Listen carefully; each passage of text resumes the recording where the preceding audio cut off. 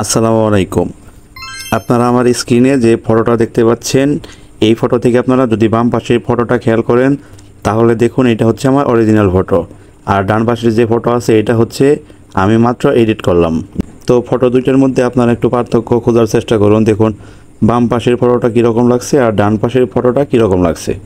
তো আপনারাও চাইলে কিন্তু এক ক্লিকেই এরকম ফটো বানাতে পারেন, যদিও আপনাদের মনে হচ্ছে যে আসলে এক ক্লিকে কীভাবে সম্ভব, বাট আমি আপনাদেরকে দেখাবো যে এইরকম আসলে এক ক্লিকেই করা সম্ভব।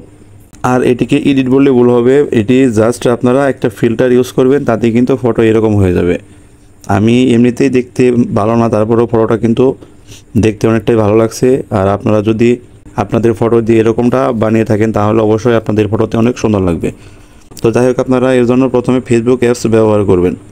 বাড়তি কোনো অ্যাপস আপনাদের ব্যবহার করতে হবে না, জাস্ট আপনারা ফেসবুক অ্যাপসটা যদি থাকে তাহলে সেটা ওপেন করবেন। ফেসবুক অ্যাপসটা ওপেন করার পর হাতের ডান পাশে এইখানে খেয়াল করুন, মানে যেখান থেকে আপনারা কোনো ফটো পোস্ট করেন এর উপর ট্যাপ করে দেবেন। আপনারা আগে ভিডিওটা স্কিপ করে যাবেন না, হয়তো আপনারা ভাবতে পারেন যে এইভাবে আসলে কিভাবে ফটো এডিট করা সম্ভব, কিন্তু এটাই সম্ভব। আমি এখন আপনাদেরকে প্রমাণ সহ দেখাবো। তো এখান থেকে আপনারা একটা ফটো সিলেক্ট করে নেবেন। তো আমি আমার সেই ফটোটা এখান থেকে সিলেক্ট করতেছি। তো দেখুন এটা হচ্ছে আমার অরিজিনাল ফটো। তো এখন এখান থেকে আপনারা যে এডিট লেখা আছে এর উপর ট্যাপ করে দেবেন বাম পাশে উপরে দেখুন। এখন এখানে নিচের দিকে বাম পাশে খেয়াল করুন যে ইফেক্টস লেখা আছে এর উপর ট্যাপ করে দেবেন। এখন এইখান থেকে আপনারা দেখুন আইফোনের একটা লোগো দেওয়া আছে, আইফোন 15 সম্ভবত এখানে লেখা আছে। আর এইদিকে আসলে আপনারা পেয়ে যাবেন ডিএসএলআর প্রো। তো আপনারা ডিএসএলআর প্রো এটা যদি থাকে তাহলে এটাতে দিবেন, আর তা না হলে এখানে যে আইফোন 15 লেখা আছে এর উপর ট্যাপ করে দিবেন।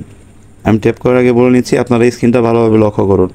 তো এর উপর যদি আমি ট্যাপ করে দিই তাহলে দেখুন মুহূর্তেই কিন্তু আমার ফটোটা একদম চেঞ্জ হয়ে গেল। তো এখন এখান থেকে আপনারা এটা কীভাবে সেভ করবেন, এখান থেকে হয়তো আপনাদেরকে পোস্ট করতে হবে, বাট আপনারা এখান থেকে পোস্ট না করেও কিন্তু সেভ করতে পারেন। তো স্ক্রিনের উপর একবার ট্যাপ করার পর এখান থেকে লেখাগুলো সরে যাবে। এখন এখান থেকে আপনারা স্ক্রিনশট নিতে পারেন।